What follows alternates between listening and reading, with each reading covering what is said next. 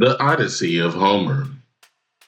This audiobook presentation is read and voiced by Shakim Ra. It is provided to the public by Monroe University. Book 1. Tell me, Muse, of the man of many ways, who was driven far journeys after he had sacked Troy's sacred citadel. Many were they whose cities he saw, whose minds he learned of, many the pains he suffered in his spirit on the wide sea, struggling for his own life and the homecoming of his companions. Even so, he could not save his companions, hard though he strove to. They were destroyed by their own wild recklessness, fools who devoured the oxen of Helios, the sun god, and he took away the day of their homecoming. From some point here, goddess, daughter of Zeus, speaks and begins our story. Then all others, as many as fled sheer destruction, were at home now, having escaped the sea and the fighting. This one alone, longing for his wife and his homecoming, was detained by the queenly nymph Calypso, bright among goddesses in her hollowed caverns, desiring that he should be her husband. But when, in the circling of the years, that very year came in which the gods had spun for him his time of homecoming to Ithaca, not even then was he free of his trials, nor among his own people. But all the gods pitied him, except Poseidon. He remained breathlessly angry with godlike Odysseus till his return to his own country. But Poseidon was gone now to visit the far Aethiopians, most distant of men, who lived divided, some at the setting of Hyperion, some at his rising, to receive a hecatomb of bulls and rams. There he sat at the feast and took his pleasure. Meanwhile, the other Olympian gods were gathered together in the halls of Zeus. First among them to speak was the father of gods and mortals, for he was thinking in his heart of stately Aegisthus, whom Orestes, Agamemnon's far-famed son, had murdered. Remembering him, he spoke now before the immortals.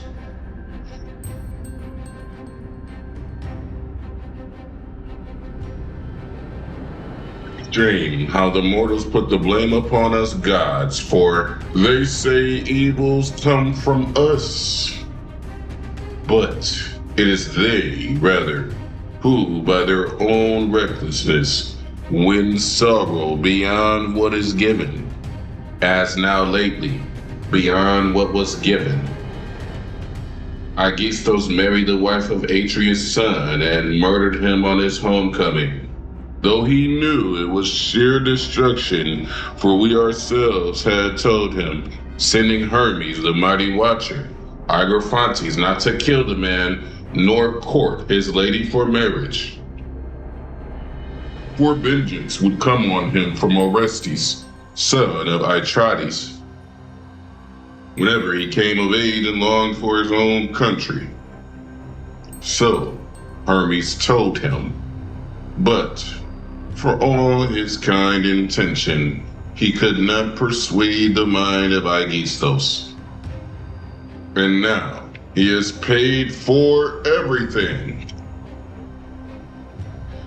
Then, in turn, the goddess, gray-eyed Athena, answered him, Son of Kronos, our father, O lordliest of the mighty, Aegisthus indeed has been struck down in a death well merited. Let any other man who does thus perish as he did. but the heart in me is torn for the sake of wise Odysseus, unhappy man who still, far from his friends, is suffering griefs on the sea-washed island, the navel of all the waters, a wooded island, and there a goddess has made her dwelling place. She is daughter of malignant Atlas, who has discovered all the depths of the sea, and himself sustains the towering columns which bracket earth and sky and hold them together. This is his daughter. She detains the grieving, unhappy man, and ever with soft and flattering words, she works to charm him to forget Ithaca. And yet Odysseus, straining to get sight of the very smoke uprising from his own country, longs to die. But you, Olympian, the heart in you is heedless of him. Did not Odysseus do you grace by the ships of the Argives, making sacrifice in wide Troy? Why, Zeus, are you now so harsh with him? Then, in turn, Zeus, who gathers the clouds, made answer. My child, what sort of word escaped your teeth's barrier? How could I forget Odysseus, the godlike, he who is beyond all other men in mind, and who beyond others has given sacrifice to the gods who hold wide heaven? It is the earth and circular Poseidon who, ever restless, nurses a grudge because of the Cyclops, whose eye he blinded. For Polyphemos, like a god, whose power is greatest over all the Cyclops. Theusa, a nymph, was his mother, and she was daughter of Phorcys, lord of the barren saltwater. She, in the hollows of the caves, had lain with Poseidon. For his sake, Poseidon, shaker of the earth, although he does not kill Odysseus, yet drives him back from the land of his fathers. But come, let all of us who are here work out his homecoming and see to it that he returns. Poseidon shall put away his anger, for all alone and against the will of the other immortal gods united, he can accomplish nothing. Then, in turn, the goddess, great-eyed Athene, answered him, Son of Cronos, our father, O lordiest of the mighty, if in truth this is pleasing to the blessed immortals that Odysseus of the many designs shall return home, then let us dispatch Hermes, the god, the slayer of Argos, to the island of Ogygia, so that with all speed he may announce to the lovely-haired nymph our absolute purpose, the homecoming of enduring Odysseus, that he shall come back.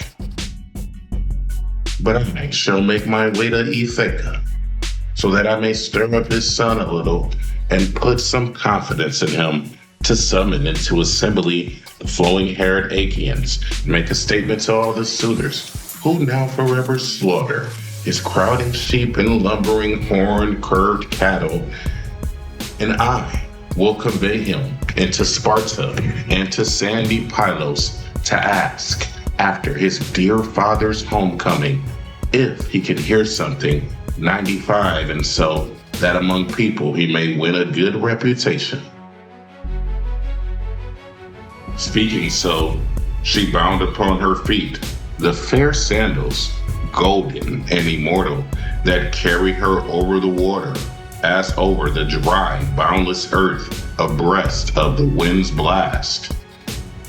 Then she caught up a powerful spear, edged with a sharp bronze, heavy, huge, thick, wherewith she beats down the battalions of fighting men against whom she of the mighty father is angered, and descended in a flash of speed from the peaks of Olympus and lighted in the land of Ithaca, at the doors of Odysseus, at the threshold of the court, and in her hand was the bronze spear. She was disguised as a friend, leader of the Taphians Mentees.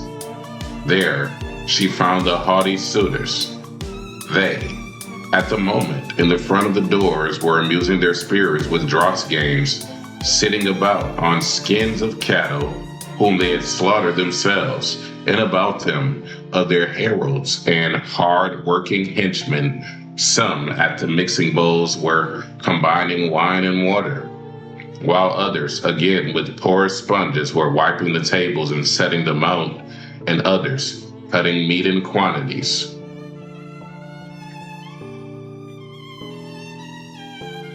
First to see Athene was godlike Telemachus as he sat among the suitors, his heart deep grieving within him, imagining in his mind his great father, how he might come back in awe throughout the house, might cause the suitors to scatter and hold his rightful place and be lord of his own possessions. With such thoughts, sitting among the suitors, he saw Athene and went straight to the forecourt, the heart within him scandalized that a guest should still be standing at the doors. He stood beside her and took her by the right hand and relieved her of the bronze spear and spoke to her and addressed her in winged words. Welcome, stranger. You shall be entertained as a guest among us. Afterward, when you have tasted dinner, you shall tell us what your need is. So speaking, he led the way, and Pallas Athene followed him. Now, when the two of them were inside the lofty dwelling, he took the spear he carried and set it against a tall column in a rack of spears of polished wood, where indeed there were other spears of patient-hearted Odysseus standing in numbers. And he led her and seated her in a chair with cloth to sit on. The chair splendid and elaborate. For her feet there was a footstool. For himself, he drew a painted bench next to her, apart from the others, the suitors, who feared the guests, made uneasy by the uproar, might lose his appetite there among overbearing people, and so he might also ask him about his absent father. A maidservant brought water for them and poured it from a splendid and golden pitcher, holding it above a silver basin for them to wash, and she pulled a polished table before them. A grave housekeeper brought in the bread and served it to them, adding many good things to it, generous with her provisions, while a carver lifted platters of all kinds of meat and set them in front of them, and placed beside them the golden goblets, and a herald, going back and forth, poured the wine for them. And the haughty suitors came in, and all of them straightway took their places in order on chairs and along the benches, and their heralds poured water over their heads for them to wash with, and the serving maids brought them bread heaped up in the baskets, and the young men filled the mixing bowls with wine for their drinking. They put their hands to the good things that lay ready before them.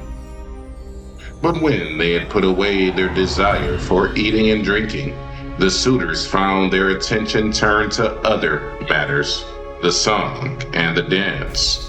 For these things come at the end of the feasting. A herald put the beautifully wrought lyre in the hands of Phemios, who sang for the suitors, because they made him.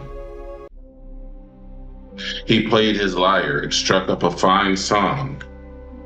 Meanwhile, Telemachus talked to Athene of the gray eyes, leaning his head close to hers, so that none of the others might hear him.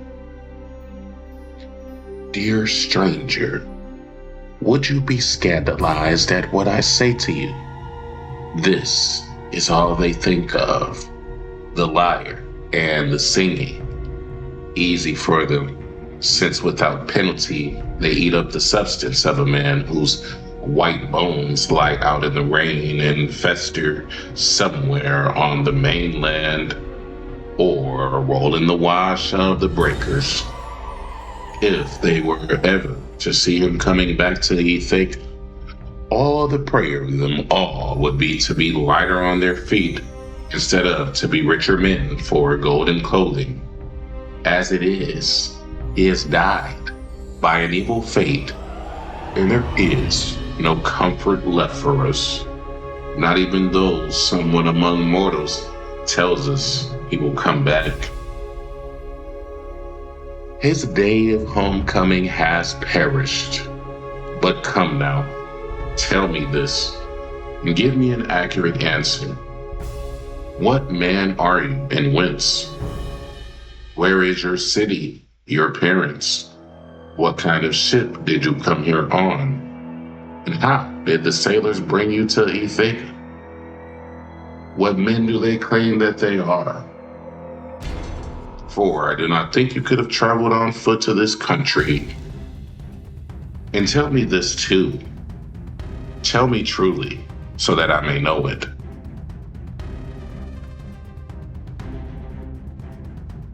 Are you here for the first time, or are you a friend of my father's from abroad? Since many other men too used to come and visit our house in the days when he used to go about among people. Then, in turn, the goddess Gray-eyed Athene answered him, See, I will accurately answer all that you ask me. I announce myself as Mentees, son of Anchialos the Wise, and my lordship is over the war-loving Taphians.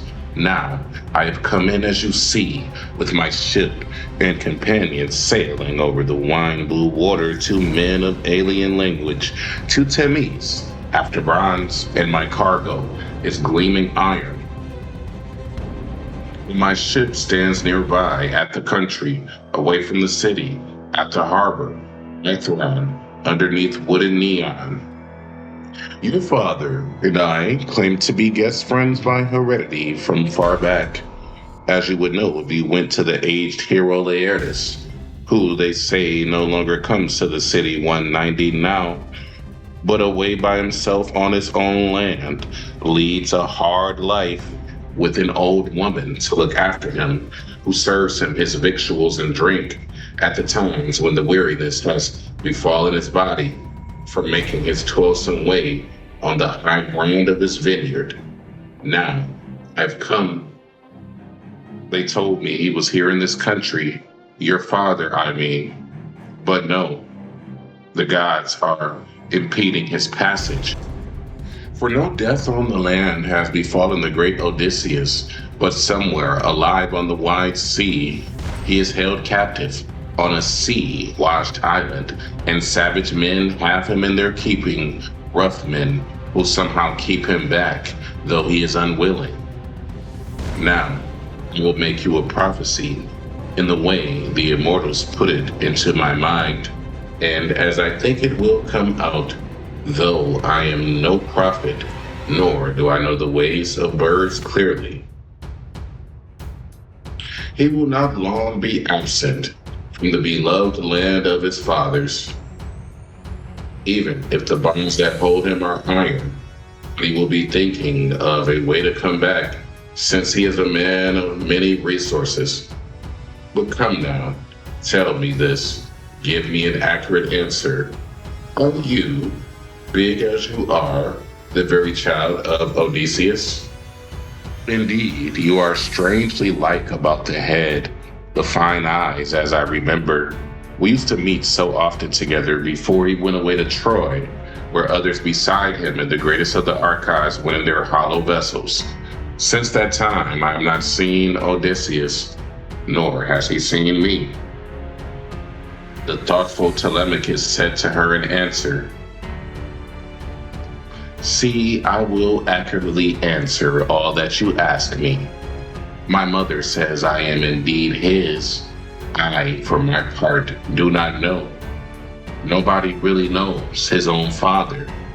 But how I wish I could have been rather son to some fortunate man whom old age overtook among his possessions.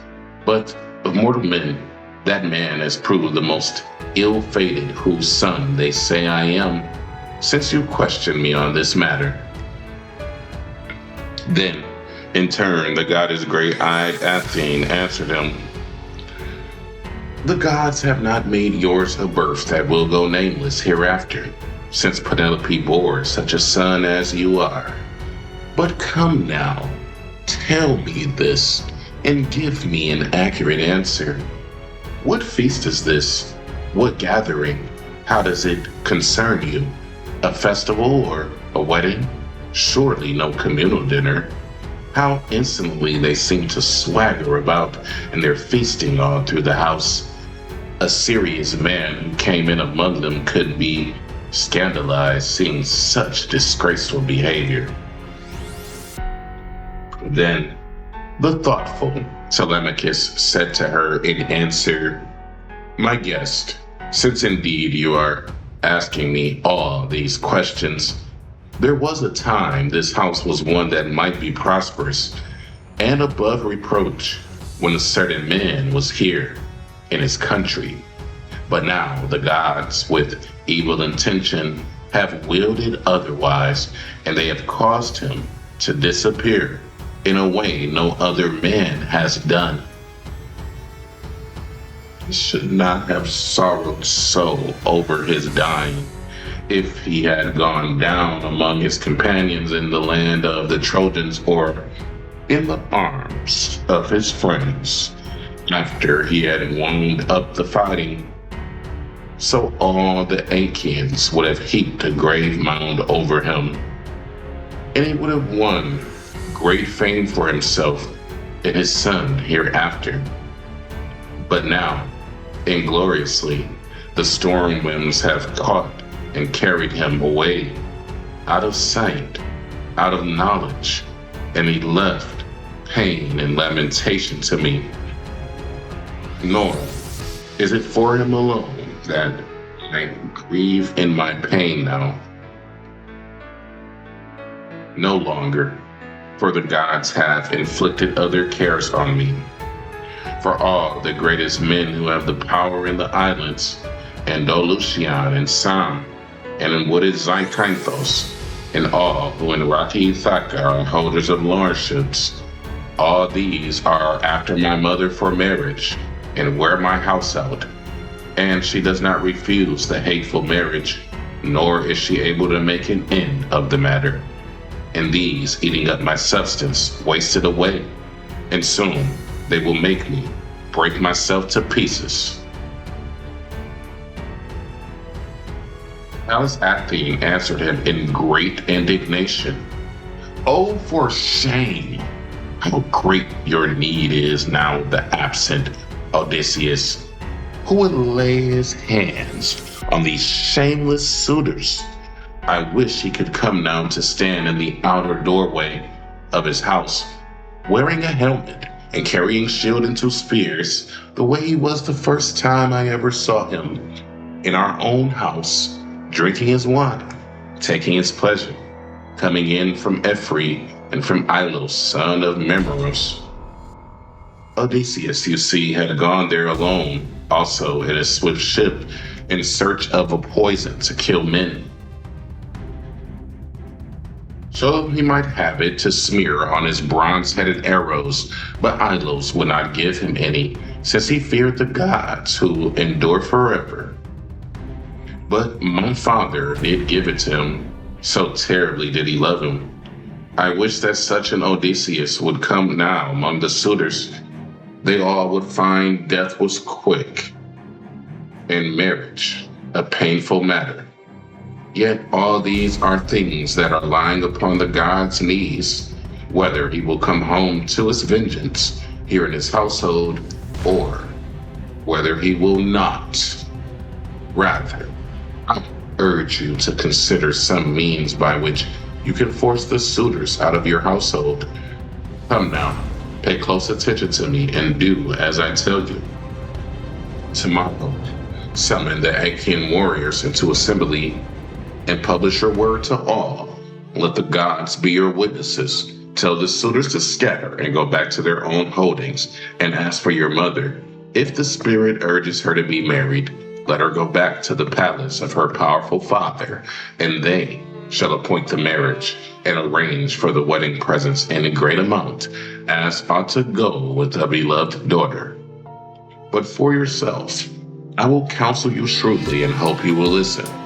Fit out a ship with 20 oars, the best you can come by, and go out to ask about your father, who is so long absent, on the chance some mortal man can tell you, who has listened to rumor sent by Zeus. She, more than others, spreads news among people. First, go to Pylos, and there question the great Nestor. And from there, go over to Sparta to see fair-haired Menenios, since he came home last of all the bronze-armed Achaeans. Thus, if you hear your father is alive and on his way home, then, hard-pressed though you are, you still hold out for another year. But if you hear he has died and lives no longer, then make your way home to the beloved land of your fathers and pile up a tomb in his honor, and there make sacrifices in great amount as it is fitting, and give your mother to a husband. Then, after you have made an end of these matters and done them, next, you must consider well in your heart and spirit some means by which you can kill the suitors who are in your household by treachery or open attack. You should not go on clinging to your childhood. You are no longer of an age to do that. Or have you not heard what glory was won by great Orestes among all mankind when he killed the murderer of his father, the treacherous Aegisthus, who had slain his famous father? So you too, dear friend, since I can see you are big and splendid, be bold also, so that in generations to come they will praise you. But now it is time for me to go back down to my fast ship and my companions, who must be very restlessly waiting for me. Let all this be on your mind and do as I tell you. Then the thoughtful Telemachus said to her in answer, My guest, your words to me are very kind and considerate. What any father would say to his son. I shall not forget them. But come now, stay with me, eager though you are for your journey, so that you may first bathe and take your ease, and well rested and happy in your heart, then go back to your ship with a present, something prized, altogether fine, which will be your keepsake from me, what loving guests and hosts bestow on each other. Then, in turn, the goddess great-eyed Athene answered him, Do not detain me longer, eager as I am for my journey, and that gift, whatever it is, your dear heart bids you give me. Save it to give when I come next time, so I can take it home, and choose a good one, and a fair exchange will befall you. So spoke the goddess great-eyed Athene, and there she departed like a bird soaring high in the air. But she left in his spirit determination and courage, and he remembered his father even more than he had before, and he guessed the meaning.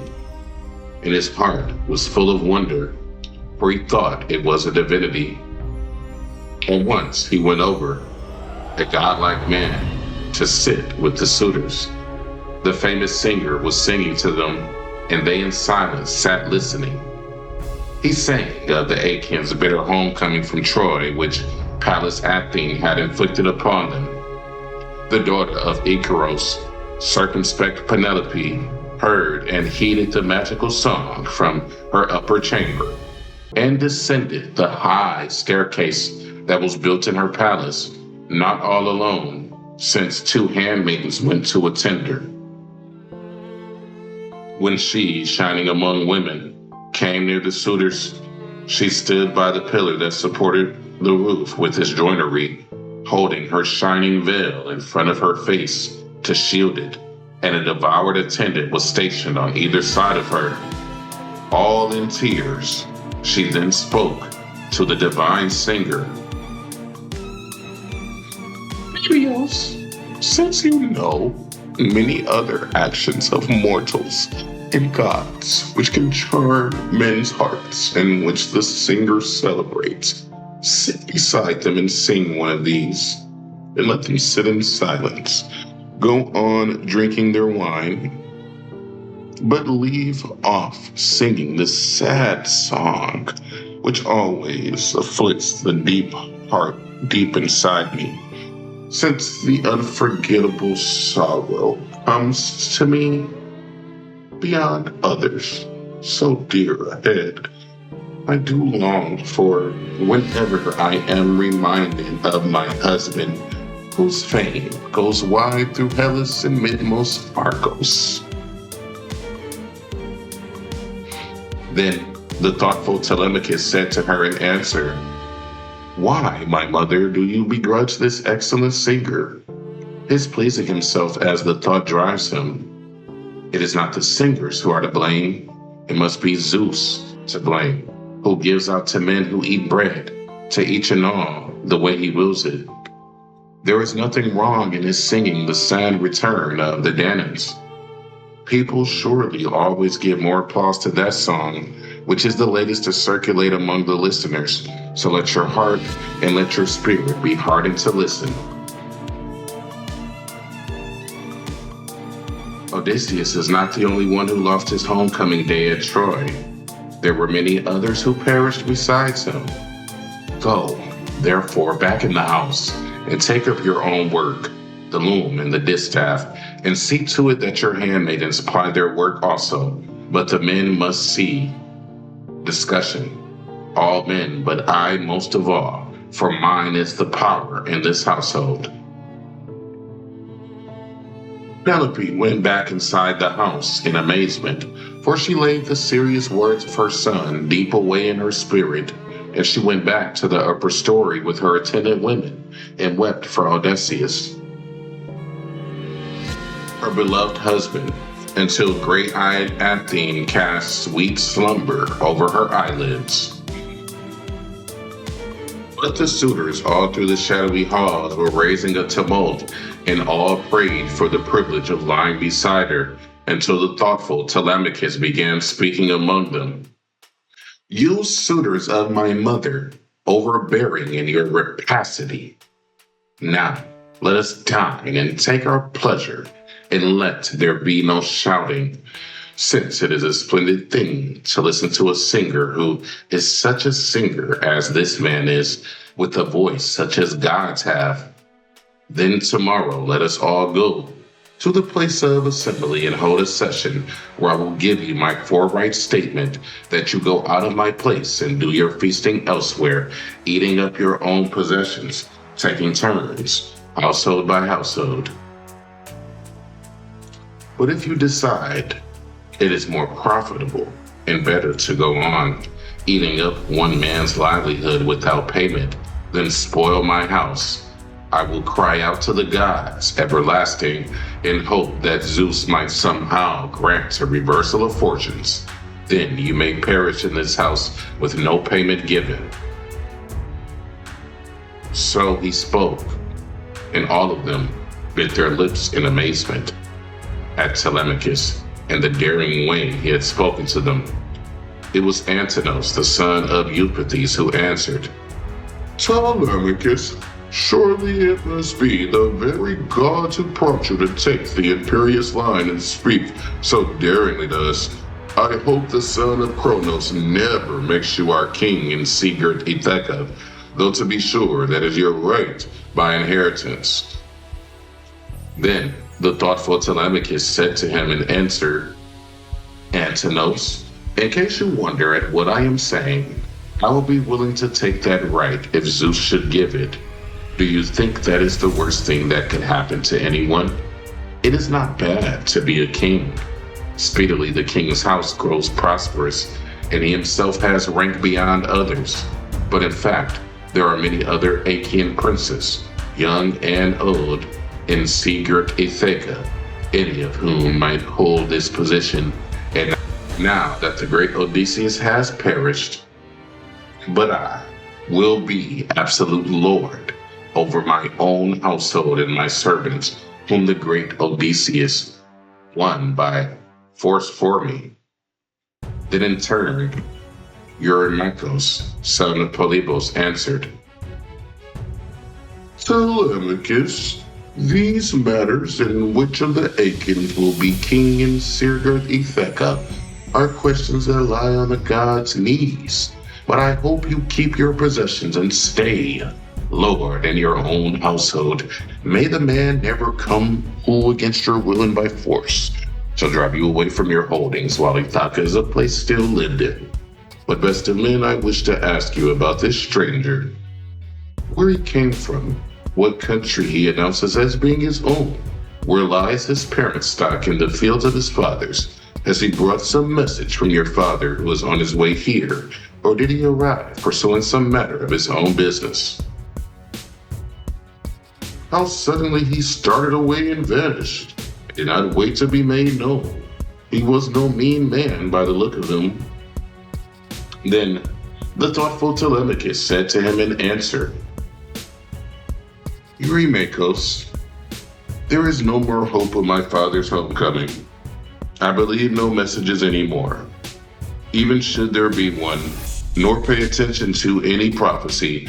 Those times my mother calls some diviner into the house and asks him questions.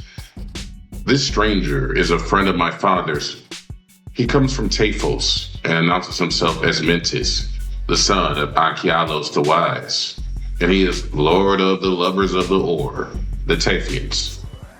So spoke Telemachus, but in his heart he knew the immortal goddess. The others, turning to the dance and the delightful song, took their pleasure and awaited the coming of evening. And the black evening came on as they were taking their pleasure. But Telemachus went where, off the splendid courtyard, a lofty bedchamber had been built for him in a sheltered corner. There he went to go to bed, his heart full of problems, and devoted Euryclea went with him and carried the flaring torches. She was the daughter of Ops, the son of Poseidon, and Laertes had bought her long ago with his own possessions when she was still in her first youth, and gave 20 oxen for her, and he favored her in his house as much as his own devoted wife, but never slept with her for fear of his wife's anger. She now carried the flaring torches for him.